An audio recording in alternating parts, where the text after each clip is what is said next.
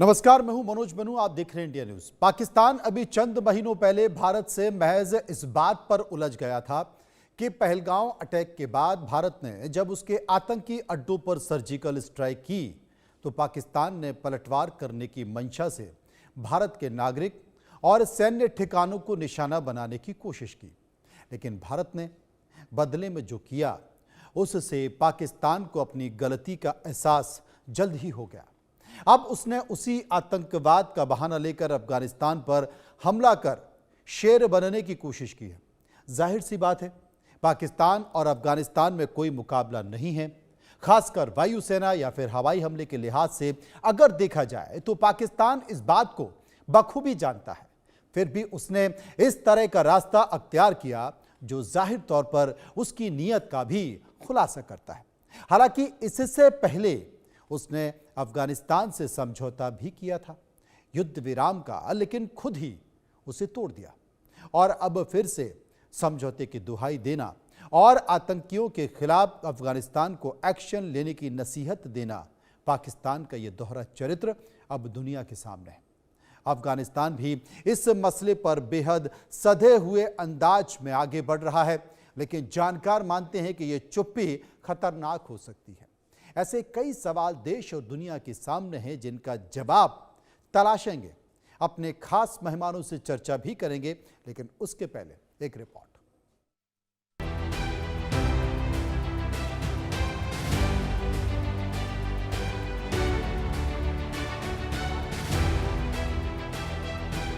ये तस्वीरें बताने के लिए काफी हैं कि अब आगे क्या होने वाला है। पाकिस्तान ने जिस तरह से अफगानिस्तान के साथ युद्ध समझौते का उल्लंघन किया है, वो अफगानिस्तान को एक्शन लेने पर मजबूर करने वाला है। यानी अब अफगानिस्तान की तरफ से पलटवार होना तय है।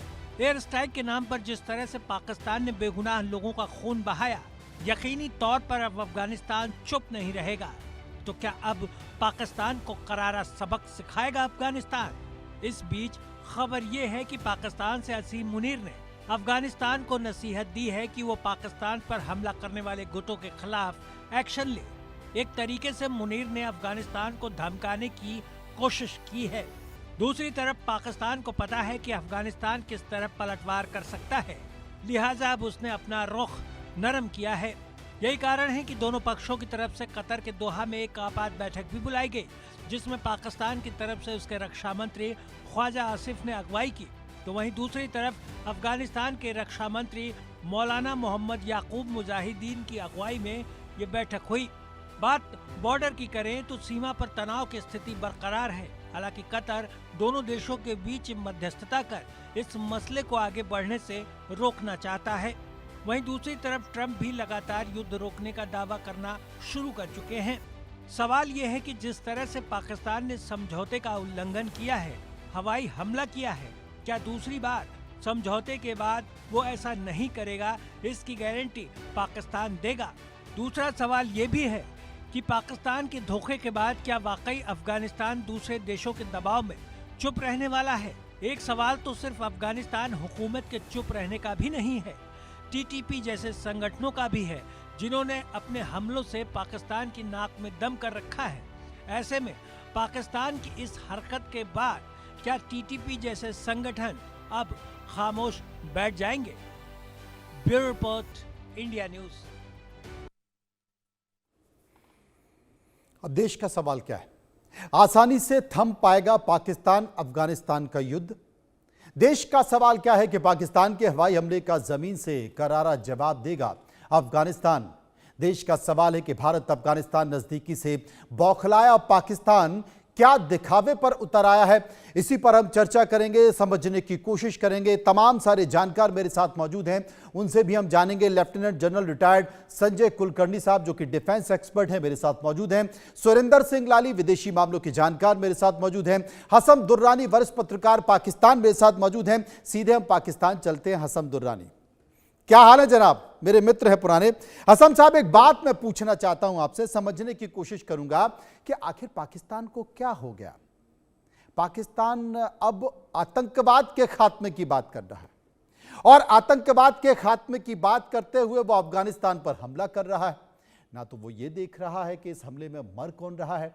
कई अफगानिस्तान के क्रिकेटरों की मौत हो गई है और तालिबान, जिसके बारे में कहा जाता है कि अक्सर इस तरह के मामलों में वो बहुत ही तेजी से कार्रवाई करता है, वो कहता है कि अभी हम धैर्य के साथ मौजूद हैं और पाकिस्तान हमारे संयम की परीक्षा ले रहा है और पाकिस्तान हमें उकसा रहा है। ऐसा क्यों? हसन दुर्रानी जी, मनोज भाई, सबसे पहले तो आपका शुक्रिया और मेरे लिए बड़ी खुशी की बात है कि आप अपने लाइव प्रोग्राम में मुझे क्या बताते हैं, सबको बताते हैं कि मैं आपका दोस्त हूँ, आपका मित्र हूँ। तो ये मेरे लिए भी बड़ी खुशी की बात, और मैं भी अल्हम्दुलिल्लाह यहाँ पाकिस्तान में जिससे भी बात होती है तो मैं आपका बताता हूँ। तो अलग बात है कि आप मेरा फोन नहीं उठाते, आपकी मसरूफियत बहुत ज्यादा होती है, तो कभी इंशाल्लाह वक्त निकालें, कभी आपस में 1 to 1 भी गुफ्तगू करेंगे। ये तो आप जब ऐसे समय पर फोन करेंगे जब मैं स्टूडियो में नहीं रहूंगा तो जरूर उठाऊंगा, प्लीज आगे। आपका शेड्यूल नहीं है ना मेरे पास, आपके पास मेरा शेड्यूल नहीं है, मेरे पास आपका शेड्यूल। बिल्कुल सही बात है। अच्छा जी, बिल्कुल। चलो, ये तो एक आपकी मेरी आपसी बात है, लेकिन जिस बात के ऊपर आपने बात की कि ये देश का सवाल है, अच्छा देश का, भारत के देश का सवाल ये है कि पाकिस्तान जो है वो दहशतगर्दी के खिलाफ क्यों हो गया अभी। और ख्वाजा आसिफ की भी आपने बात की, तो ख्वाजा आसिफ साहब ने अभी 2 दिन पहले की बात है, बल्कि आप कल की बात आप ये कर लेंगे, कल उन्होंने बाकायदा तौर पे इसको पूरी ब्रीफली जो था वो सबको बताया, और जिसमें उन्होंने ये बताया कि गुज़िश्ता चंद सालों में हमारी 2000 से जायद पाकिस्तान की जानब से जो है वो कोशिशें की गई हैं, मुलाकातें की गई हैं, ताकि जो है हम इन मसाइल को दूर कर सकें। और 2000 से जायद मुलाकातों का मतलब ये है कि आप खुद अंदाजा लगा लें कि पाकिस्तान कितना ज्यादा इंटरेस्टेड है, कीन इंटरेस्टेड है कि वो भारत के अंदर, सॉरी अफगानिस्तान के अंदर मौजूद जो टीटीपी है और दहशतगर्द हैं उनको किसी तरह से उनको रोक सके। अच्छा, अगर आप बात करते हैं, पाकिस्तान की बात करते हैं, ठीक है, समहाउ बहुत सारे लोग जो हैं वो पाकिस्तान को पिन पॉइंट करेंगे, वो कहेंगे जी अपनी बैकयार्ड में आपने सांप पाले हुए थे तो लिहाजा वो सांप आपको काट रहे हैं। तो सर बात यह है कि मैं इसमें एक चीज कहूंगा कि जो बंदा सांप पालता है तो उसको मारना भी आता है। दूसरी बात, अब हम उनको मार रहे हैं।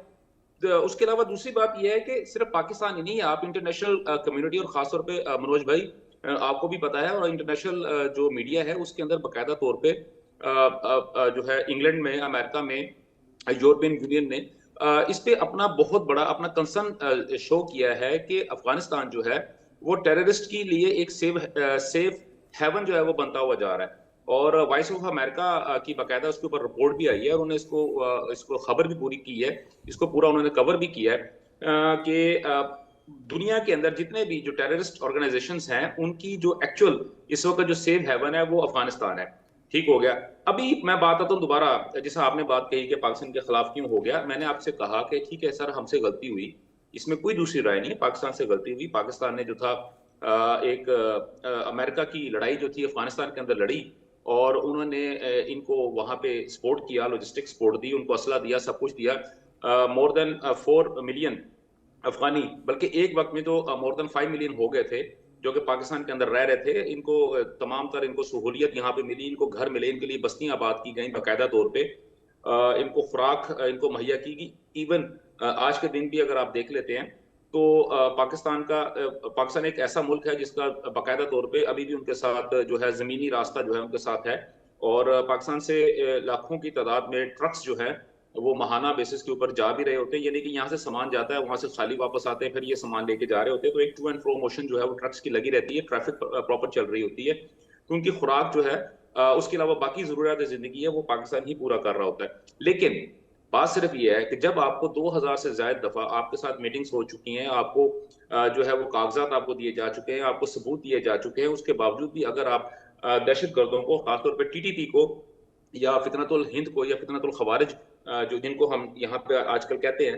अगर आप उनको नहीं रोक पा रहे, तो फिर जिस तरह आपने बात कही कि पाकिस्तान के ऊपर भी आपने अटैक किया दहशतगर्दी के अड्डों के ऊपर, तो मेरा ख्याल है कि ये हमारा बिल्कुल राइट बनता है कि हम भी जो है ना हर उस मुल्क के अंदर जाके। सही कह रहे हैं दुर्रानी साहब, सारे राइट आपके बनते हैं, इधर के भी राइट आपके बनते हैं, उधर के भी राइट आपके बनते हैं। संजय कुलकर्णी साहब, एक बार मैं उनके पास चलूंगा। संजय साहब, आखिर मैं आपसे ये जानना चाहता हूं कि बात क्या है, तल्खी का कारण क्या है? तल्खी का कारण मैं इसलिए आपसे पूछना चाहता हूं कि क्या यह बॉर्डर विवाद है इसलिए ऐसा हो रहा है, या फिर अफगानिस्तान के साथ भारत के रिश्ते अच्छे हो रहे हैं इसलिए ऐसा है, या फिर पाकिस्तान के रक्षा मंत्री ये कह रहे हैं कि तालिबान के जो फैसले अब हो रहे हैं वो दिल्ली से हो रहे हैं, इसलिए चेहरे पर शिकन है, माथे पर तनाव है और इसलिए अब ये सांप की बात कर रहे हैं कि जो सांप हमने पाला, आतंक का सांप हमने पाला, तो जनाब हमें खत्म करना भी आता है। कुलकर्णी मनोज जी बहुत बहुत धन्यवाद जी। मैं दुरानी साहब को पूरा सुन नहीं पाया, लेकिन मेरा ये मानना है कि डुरायन लाइन को लेकर के ये जो विवाद है ये तकरीबन 132 साल पुराना है और अब जो विवाद है पाकिस्तान को ये भा नहीं रहा कि अफगानिस्तान और हिंदुस्तान के रिश्ते कैसे, संबंध जो है अच्छे क्यों हो रहे हैं। पाकिस्तान ये समझने में शायद नाकामयाब रहा है कि कुछ भी हो जाए हिंदुस्तान और अफगानिस्तान के जो रिश्ते हैं वाकई बहुत बहुत पुराने हैं। हम सब ने बचपन में काबुली वाला करके कहानियाँ सुनी हैं, इसमें किसको शक है।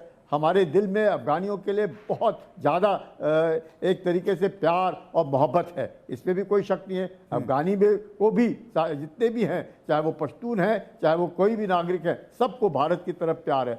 लेकिन सवाल ये है, ये जो 2600 किलोमीटर लंबी डुरायन लाइन है, इसमें तकरीबन 1200 के आसपास ऑब्जर्वेशन पोस्ट बने हुए हैं पाकिस्तान के और 1000 से ज़्यादा बंकर बनाए हैं। डुरायन लाइन को लेकर के जो 1893 में ये बनाई गई, इसको अफगानिस्तान ने कभी माना नहीं और ये बार बार कहते आए हैं। लेकिन 2007 से लेकर के आज तक लगातार जिस प्रकार से पाकिस्तान इसके ऊपर फेंसिंग कर रहा है और अपना हक जमाने की कोशिश कर रहा है, क्योंकि ये जो डुरायन लाइन है ये कहा जाता था ब्रिटिश इंडिया के वक्त स्फीयर ऑफ इन्फ्लुएंस या एरिया ऑफ इन्फ्लुएंस, यानी कि इंडस नदी जो है, इंडस नदी के जो पूरब में सारे के सारे एक तरह के लोग रहते हैं जिनकी भाषा बोलना चलना एक तरह से है, और इंडस नदी के पश्चिम के तरफ जो है ये सब पश्तून रहते हैं। लेकिन ये जो डुरायन लाइन है ये पश्तूनों को डिवाइड करती है दोनों तरफ, और आज की तारीख में अफगानिस्तान के अंदर तकरीबन 42% लोग पश्तून हैं, पाकिस्तान में तकरीबन 20% लोग पश्तून हैं। तो ये जो डुरायन लाइन को लेकर के विवाद काफ़ी टाइम से चल रहा है, क्योंकि अफगानिस्तान मानता नहीं। लेकिन आज जो आपने सवाल किया, ये ऐसा कैसा हो गया कि पाकिस्तान अफगानिस्तान के ऊपर हमला कर रहा है, जबकि पाकिस्तान ने ही मुजाहिदीन से तालिबान बनाया और तकरीबन मैं कहूँगा तालिबान 1.0 में जो 1992 से लेकर के 2001 तक पाकिस्तान ने सोचा कि स्ट्रैटेजिक डेप्थ लेकर के अफगानिस्तान के जितने भी पश्तून हैं, पठान हैं, जो भी है, वो सारे के सारे इनके हाथ से खाना खाएंगे। और फिर तालिबान 2 जो हुआ, जिसमें अफगानी और पश्तून बाकियों को इस बात का एहसास हुआ कि अमेरिका के साथ मिल करके पाकिस्तान ने 2021 तक अफगानियों को मारा, और अफगानियों के और इस तरह की जो चाल चली, दोहरी चाल, एक तरफ दिखाया उन्होंने कि हम अफगानिस्तान के साथ है, ये तालिबान के साथ है, और दूसरी तरफ उन्होंने अमेरिका का साथ दिया अपनी रिहायशी, अपना पैसा कमाने के लिए। ये देख करके 2021 के बाद अब जो तालिबान 3.0 है उसमें इस बात का एहसास हुआ, और अब जब उनके फॉरेन मिनिस्टर मुत्तकी साहब आए हिंदुस्तान में तो उनको बिल्कुल जलन हो गई, ऐसे कैसे हो गया कि अफगानिस्तान, शायद पाकिस्तान ये समझता नहीं, पाकिस्तान ने आतंक का सहारा लिया, आतंक को एक पनाह दी और आतंक फैलाया। भारत ने अफगानिस्तान के अंदर $3 अरब का निवेश किया है, उसमें पार्लियामेंट बनाया है, उनका पावर स्टेशन बनाए हैं, उनके रास्ते बनाए हैं, उनके स्कूल बनाए हैं। जब वहाँ पे कोई आपदा आती है तो वहाँ पे जाकर के मदद करते हैं। आज की तारीख में भी चाबार पोर्ट से लेकर के उनको मदद दी जाती है, दवाइयाँ भेजी जाती है, खाना भेजा जाता है। तो ये सब देख करके पाकिस्तान को हजम नहीं हो रहा है। और तहरीक तालिबान पाकिस्तान जो है, जो पाकिस्तान में है, वो चाहे तालिबान के साथ उनका आइडियोलॉजिकल एक गुट होगा, लेकिन तहरीक तालिबान पाकिस्तान खैबर पख्तूनख्वा से ऑपरेट करता है और वो पाकिस्तान के सिक्योरिटी फोर्सेस और आर्मी के विरुद्ध काम करता है, क्योंकि वो पाकिस्तान में शरिया लाना चाहता है। तो उसमें तालिबान का कोई हाथ नहीं है। तालिबान अफगानिस्तान में है, तहरीक तालिबान पाकिस्तान खैबर पख्तूनख्वा में है। पर जिस तरीके से तहरीक तालिबान पाकिस्तान ने पाकिस्तान के सिक्योरिटी फोर्सेस पे हमला किया, और जिसके बाद उन्होंने तहरीक तालिबान पाकिस्तान के हमले के बाद पाकिस्तान ने अफगानिस्तान में काबुल के ऊपर हमला किया, और यही नहीं, सितंबर में भी किया, अक्टूबर में भी किया, और उनके मारे गए। अब इतने युद्ध विराम होने के बावजूद उन्होंने जिस प्रकार से उनके 3 क्रिकेटर्स को मार दिया और जिस प्रकार से लगातार हमला कर रहे हैं अब पाकिस्तान अफगानिस्तान के ऊपर, और उनके जो आसिफ जो उनके डिफेंस मिनिस्टर है वो आरोप लगा रहे हैं कि जो तालिबान है वो दिल्ली से आदेश लेता है। कोई तालिबान दिल्ली से आदेश नहीं लेता। अगर दिल्ली से आदेश लेता होता तो बहुत बड़ी बात होती। वही संजय साहब के वही क्योंकि जिस तरीके से जो कार्यवाहक विदेश मंत्री हैं अफगानिस्तान के वो भारत आए और भारत आने के बाद इस तरह की स्थिति दिखाई दे रही है, अपने आप में चौंकाने वाली बात है। सुरेंद्र लाली इस वक्त मेरे साथ मौजूद हैं। सुरेंद्र लाली, 132 साल पुराना मामला, ब्रिटिश काल का यह मामला है जब बीच में डूरन लाइन खींच दी गई है, आधे अफगानी इधर हो गए, आधे अफगानी उधर हो गए, और जिसका जिक्र संजय कुलकर्णी साहब कर रहे हैं कि खैबर पख्तूनख्वा में जो कुछ हो रहा है, पाकिस्तान के सेना के लोग पिट रहे हैं, तो कहीं ना कहीं पाकिस्तान इसे अफगानिस्तान को भी जिम्मेदार मानता है। लेकिन सबसे बड़ी बात, गाजा में शांति है, इजराइल में शांति हो चुकी है, समझौता हो चुका है, सब कुछ साफ दिखाई दे रहा है। नोबेल पुरस्कार जीतने की बात कोशिश ट्रंप कर रहे थे, यह बात अलग है कि उन्हें मिल नहीं पाया। लेकिन पाकिस्तान जिस तरीके से अफगानिस्तान पर हमले कर रहा है, अमेरिका चुप क्यों है? हमले के पहले रेड कारपेट बिछाया जाता है, पाकिस्तान के प्रधानमंत्री पहुंचते हैं, मुल्ला मुनीर जो वहां के सेना अध्यक्ष है वो पहुंचते हैं, उसके बाद अफगानिस्तान पर हमले की बात होती है और अमेरिका चुप होता है। यह संकेत क्या कहता है? नमस्कार मनोज भाई, सबसे पहले तो मैं आपके सारे दर्शकों को और दुरानी साहब को भी धनतेरस, दीपावली और भाई दूज की मुबारकबाद देना चाहता हूं। मनोज भाई, पाकिस्तान वो उन्होंने कहा कि उन्होंने सांप पाले और उन्होंने गलती की, चलो मैं मुबारकबाद देता हूं कि जागे तो सही, पर मुझे लगता है कि मनोज भाई, बड़ी माजरत के साथ मैं कहना चाहूंगा दुरानी साहब की, मुझे लगता है पाकिस्तान ही ये गलती है। अब मैं बहुत बड़ी बात कह रहा हूं, और वो क्यों कह रहा हूं, क्योंकि आप अफगानिस्तान तक को नहीं संभाल पा रहे, आप दुनिया भर में बात करते हो, और या तो आप ना समझो, क्योंकि आप उनको अफगानिस्तान में रूस हारा, अफगानिस्तान में ब्रिटिशर हारे, अफगानिस्तान में हाथ पैर जोड़ के अमेरिका वापस चला गया, तो ये क्या लड़ेंगे अफगानिस्तान से? अफगानिस्तानियों की मैं जो ह्यूमन राइट्स है उससे बिल्कुल इत्तेफाक नहीं रखता, वो जिस हिसाब से औरतों को ट्रीट करते हैं, पर मनोज भाई उनमें फिर भी आत्मसम्मान और गैरत है जो कि पाकिस्तानियों में नहीं।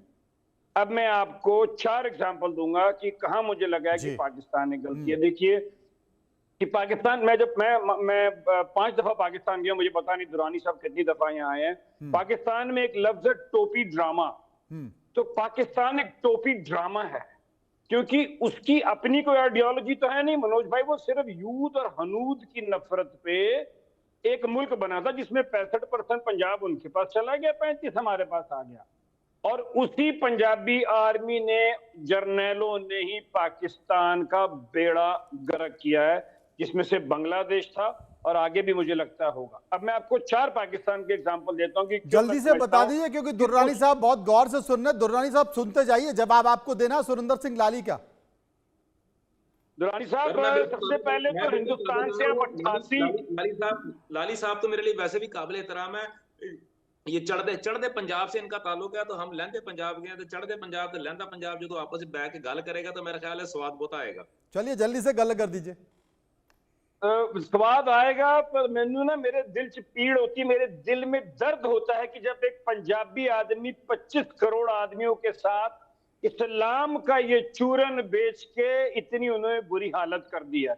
मतलब मनोज भाई, मैं तू मैं नहीं पढ़ूंगा, मैं इतना बता देता हूं कि हमारा डॉलर 88 रुपए का, उनको 283 रुपए का।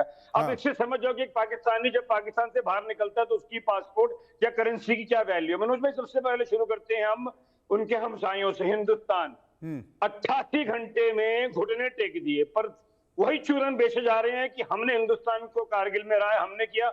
सारे युद्ध इन्होंने शुरू किए और सब में हारे। मुझे समझ नहीं आता इनके जो जर्नैल है वो जो मेडल लगाते हैं वो कौन सा लूडो या कबड्डी खेल के आए हैं, मुझे नहीं पता। अब आते हैं चीन पे, वहां भी उन्होंने ऐसा चूना लगाया पाकिस्तान का, तो वो है कि वो ऐसा कोई सगा नहीं जिन्होंने उसे ठगा नहीं।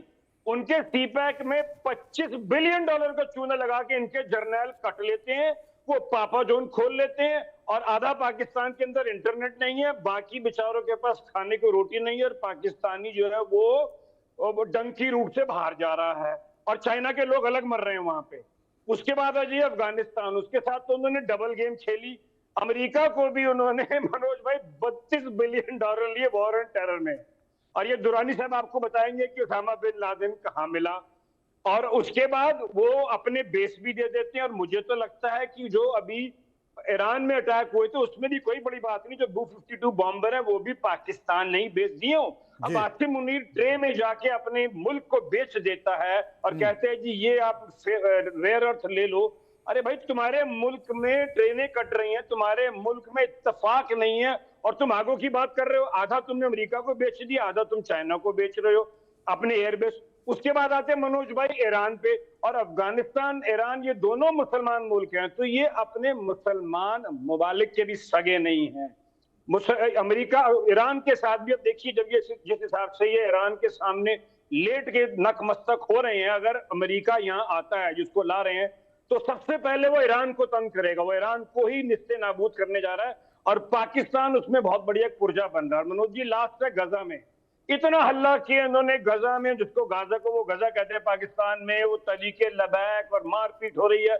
उसके बाद इनके जर्नैल जो कि कुरान को पूरा समझते हैं और वो पूरा पढ़ चुके हैं कई दफा, वो जाके गजा पीस प्लान में अपने मुसलमान भाइयों का 55 से 60 हजार मरे हैं, उनका भी मुस्तकबिल वो बेच आते हैं। तो मनोज भाई मेरी मोटा मोटा बात का लबो लबाब ये है कि पाकिस्तान एक रेंट कंपनी है। मैं बता देता हूं आपकी जो बात है उसका लबो लबाब मैं बता देता हूं, उसका जवाब भी हसन दुर्रानी देंगे। एक तो पाकिस्तान चूरनबाज, इसके साथ ऐसा कोई सगा नहीं जिसको हमने ठगा नहीं। 32 मिलियन की बात कर रहे थे। और दूसरी चीज के गदर के चक्कर में खाम खा का आपने, गादर पोर्ट के चक्कर में खाम खा आपने गदर काट रखा है। जवाब दे दीजिए दुर्रानी साहब। जी बिल्कुल, अपना ये जो सरिंदर लाली साहब है, इन्होंने बहुत अच्छी बातें की हैं, बहुत अच्छी बात है, बड़े दर्द दिल रखने वाले ये भाई हैं अच्छी लगी आपको? लेकिन मैं सिर्फ इनको एक छोटी सी बात बता दूं। ज़ैम पख्तो ज़ैम पंजाबी सड़े निश्ता, मेरे ख्याल में अब आपको समझ आ गई होगी। मैं बेसिकली पश्तून हूँ और मैं पंजाबी नहीं हूँ, लेकिन क्योंकि मैं यहाँ पर रहता हूँ लिहाजा जो भी है, लेकिन एक मोहब्बत थी आप लोगों के साथ, इस इलाके के साथ उठना बैठना है, इस इलाके में हमारा जमपाला सब कुछ है, तो इसलिए जो है। अच्छा, दूसरी बात आपने बड़ी अच्छी बातें की हैं कि पाकिस्तान भारत की जो है इकॉनमी है वहाँ पे डॉलर 88 रुपए का। मैं साथ के साथ लिख रहा था, मैं क्या जरा मुझे प्रॉब्लम ना हो बाद में गुफ्तगू करने में। 88 रुपए का आपने कहा डॉलर, और पाकिस्तान के अंदर 218 रुपए का, बिल्कुल ठीक है। भारत जो है इस वक्त वो तीसरी बड़ी इकॉनमी है। 88 रुपीज का आई थिंक आपने मुझे बताया कि भारत के अंदर, और पाकिस्तान के अंदर 284 रुपए मेरे मालिक, बिल्कुल ठीक हो गया। 284 रुपए, 284 रुपए पाकिस्तान की आपकी जो मैं वो चीजें देख रहा था, बल्कि मैं अभी के मीडिया के ऊपर एक कोई आपकी डिबेट चल रही थी, उसके अंदर एक भाई बैठे हुए थे, वो बड़ी अच्छी उन्होंने बात की है। उन्होंने कहा कि जी आप टॉप के ये 5 उन्होंने बिजनेसमैन का नाम लिया, मैं उनका नाम नहीं लेना चाहूंगा, और फिर बीजेपी वाले जब वो नाराज हो जाते हैं, वो कहते हैं कि आप फिर सिर्फ हमें जो है ना उनका मनी मैनेजर समझते हो। तो उन्होंने कहा अगर उनकी इकोनॉमी को, उसको सिर्फ उन 4 बंदों को वहां से निकाल दिया जाए तो भारत की टोटल जो इनकम है, पर कैपिटा इनकम जो है, वो पाकिस्तान से भी $200 कम हो जाती है। पहली बात ये। दूसरी बात ये है कि आपने उसके अलावा बात ये की कि हम जो है यहाँ पे हमारे जो फौजी जर्नैल हैं उनको कुरान की समझ आती है। तो देखें, कोई भी मजहब के ऊपर कोई भी जो बंदा मजहबी होगा तो मेरा ख्याल है उसको ग्रंथ भी आनी चाहिए, उसको रामायण भी आनी चाहिए, और उसको गीता भी पूरी आनी चाहिए, सारी चीजें होनी चाहिए। तो सिर्फ कुरान मजीद को अगर किसी बंदे ने याद कर लिया या उसको उसकी समझ रखता है तो वो फिर मेरा ख्याल उसको पॉइंट आउट नहीं करना चाहिए। सरदार साहब बातें फिर और भी बहुत सारी निकल जाती हैं। अच्छा, फिर आपने बात ये कही कि जैसे हमने उनसे यूरोप से इतने पैसे ले लिए, हमने अमेरिका से इतने पैसे ले लिए। हाँ लिए सर हमने, मैं आपको बता रहा हूँ कि हम लोग उस वक्त एक जमाने में जैसे हम ये काम कर रहे थे, हमने किया, हमने उसके पैसे लिए। लेकिन प्रॉब्लम एक चीज और भी है, मैं इसके अंदर सिर्फ एक चीज ऐड करूंगा कि जो चीजें हम आज से 15 साल पहले कह रहे थे वो भारत को आज समझ आनी शुरू हुई। मतलब हम ये कह रहे थे कि तालिबान जो है वो गुड तालिबान है, आज भारत ये कह रहा है कि वो गुड तालिबान है। तो आपको 15 साल के बाद समझ आई। अच्छा, फिर बात ये कि हमें बताया हमारे जो संजय कुलकर्णी साहब है, उन्होंने बड़ी अच्छी बात की। उन्होंने कहा कि जी हमारे, क्योंकि वो हमारे पास आ गए हैं और पाकिस्तान को प्रॉब्लम ये है, और बाद में उन्होंने अपनी ख्वाहिश भी जाहिर की है कि काश के तालिबान जो है उनके कहने के ऊपर, दिल्ली के कहने के ऊपर चले। सर देखें, तालिबान की रजीम जो इस वक्त है, उसकी पूरी दुनिया के अंदर ट्रैवलिंग बैन है। तो भारत ने सिर्फ मुत्तकी साहब को स्पेशल रिक्वेस्ट पे क्यों अपने मुल्क में बुलाया? मैं ये देखे ना, ये भी तो एक सवाल बनता है ना आप लोगों से, कि आप एक ऐसा रजीम जो है, जो कि पूरी दुनिया जिसको, पाकिस्तान ने तो उसको माना नहीं असम हुआ, साहब, आपने मान लिया। असम साहब, यहाँ पर मैं हुए। आपको एक बात बताना चाहता हूँ, यहाँ पर मैं आपको एक बात बताना चाहता हूँ कि भारत अफगानिस्तान को हथियार नहीं दे रहा। जो $3 बिलियन लगा है ना अफगानिस्तान में, वो विकास की परियोजनाओं में लगा है। इस बात को समझिए। वो अमेरिका की तरह हथियार नहीं दे रहा, दूसरे देशों की तरह हथियार नहीं दे रहा। भारत विकास, भारत चाहता है कि अफगानिस्तान विकास करे। $3 बिलियन वहां की उन परियोजनाओं में लगा हुआ है जिसका फायदा वहां के लोगों को वहां पे कॉन्सर्ट खोल रहे हैं, आप वहां पे और चीजें कर रहे हैं। मैंने ये बात बिल्कुल नहीं की आप उनको हथियार दे रहे हैं, अल्लाह माफ करे, मैं तो ये बात ही नहीं कर रहा। मैं आपको ये बात कर रहा हूँ कि एक आदमी जो कि पूरी दुनिया में, जिसका सफर करना बैन है, जो कि इंटरनेशनल कम्युनिटी में उसका सफर करना बैन किया हुआ है बतौर दहशतगर्द के तौर पे, भारत उसको स्पेशल दावत के ऊपर, यानी कि रिक्वेस्ट करता है कि यार इसको इजाजत दीजिए, ये हमारे मुल्क में अंदर आ जाए। मैं ये बात कर रहा हूँ, ठीक है। दूसरी बात ये है कि भाई आप उनको एम्बुलेंस दें, एक नहीं 1000 दें। आप उनको एजुकेशन दें, एक नहीं 1000 दें, 1000 दफा दें। आप वहां पे कॉलेजेस बनाएं, आप यूनिवर्सिटीज बनाएं, आप वहां पे माहौल को बेहतर करें, आप वहां पे उन लोगों को इतना एम्पावर कर दें कि उनको इधर उधर जाने की जरूरत ना पड़े, ठीक है। और आप ही के इस अपना, आप सॉरी, आपका चैनल नहीं था, चैनल एक और था, लेकिन इंडिया मीडिया के ऊपर जब मैं जो मुझसे यही सवाल पूछा गया था, तो मैंने इनको ये कहा था कि भाई हमें भारत का और अफगानिस्तान का आपस में मेलजोल बिल्कुल प्रॉब्लम नहीं करता। बसूरत दीगर अगर, जब तक के भारत जो है उसी तरह पाकिस्तान के साथ मिलकर वहां पे मौजूद जो दहशतगर्द हैं उनको खत्म ना करे। क्यों? पाकिस्तान एक बफर जोन है, पाकिस्तान एक बफर जोन है। अभी हमने बात की है यहाँ के ऊपर, हमारे भाई ने कहा कि 5000 साल की वहां पे तारीख है, उनको अब आज तक जो है ना किसी ने उनको ना हरा नहीं सका। मुझे एक छोटी सी बात बताएं, इन्होंने अपना, अगर मैं उसी के ऊपर लेके चलता हूं, तो मंगोलों ने सबसे पहले जो है वहां पे हम कब्जा किया। उसके बाद आप बात करते हैं अपना ईरानी बादशाह साइरस पोरश आजम की बात करते हैं, तो अफगानिस्तान पे साइरस का कब्जा था। वो ठीक है असम दुरानी साहब, मुझे लगता है कि हर देश की, मैं समझ गया, अब बहुत बहुत पीछे निकल गए हम, मंगोल के ऊपर चले गए। वो बात का विषय 132 साल पुराना हम डिस्कशन करेंगे उसको। अगर प्राथमिक तौर पर हल्की नजर के तौर पर बता दिया, संजय कुलकर्णी साहब ने बता दिया। डूरंट लाइट को लेकर विवाद, हम वर्तमान की बात कर रहे हैं, वर्तमान की चर्चा कर रहे हैं, और मुझे लगता है ये बड़ा विषय है। संजय कुलकर्णी साहब मेरे साथ मौजूद, एक बार उनके पास चलते हैं। संजय जी, मान लिया आपने रशिया को हराया, मान लिया आपने अमेरिका को हराया, मान लिया, 1 घंटा लगा, सिर्फ 1 घंटा लगा अफगानिस्तान को, और वो सीज फायर के लिए भागना शुरू हो गया। 11 बजे आप ट्वीट करते हैं, अमारात इस्लामी 11 बजे ट्वीट करती है कि उन्होंने अपने पाकिस्तान के अंदर अहदाफ के ऊपर जो है ना अपना बम्बारमेंट शुरू कर दिया है। 12:15 बजे उनका आता है कि हमने अहदाफ मुकम्मल कर लिए, लिहाजा हमने जंग बंद कर दी। पाकिस्तान नहीं रुका, उसके बाद पाकिस्तान शुरू हो गया। संजय कुलकर्णी साहब, संजय कुलकर्णी जी मेरे साथ मौजूद है, बचा के रखना चाहिए। संजय कुलकर्णी मेरे साथ मौजूद है।